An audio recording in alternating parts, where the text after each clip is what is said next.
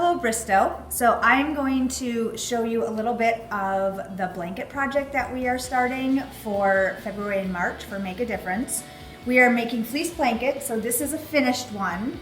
They are no sew fleece, and we are going to be donating them hopefully to some different local organizations that are still being determined. So every advisory has an opportunity to get a blanket that is ready to be trimmed and tied. So this is what it will look like. Be careful when you unfold it so that it doesn't get misaligned, because I have done the work of getting it ready to be cut. And you'll notice, you can see the tape is along all four sides, and I cut out 5 by 5 inch squares in every corner. And then I put the tape across because we're gonna be creating 1 inch thick strips that we're gonna double knot.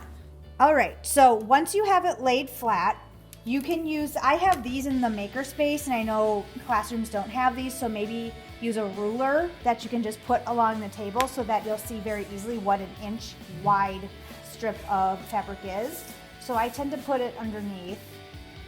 And the other thing I want to point out is that you should be using fabric scissors. Do not try to use regular classroom paper scissors. It will not work with the fabric. If we do not have enough fabric scissors for everybody to use at the same time, we're going to just have to take turns. And if you have an advisor who has a pair of fabric scissors at home, it is possible that they will bring in their set for you to use in your classroom. So what we're gonna do is we're going to just 1 inch width. We're gonna make some smooth cuts up to the tape. And you are going to do that the entire length of the blanket.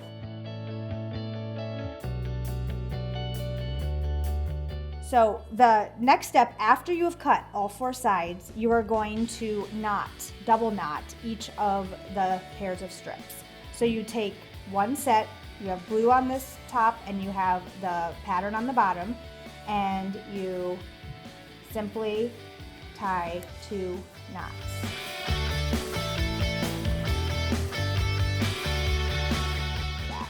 And you're gonna go all the way down until you are done with the side. One recommendation is, if you have multiple people working on the blanket at the same time, just be careful that they're not pulling against one another.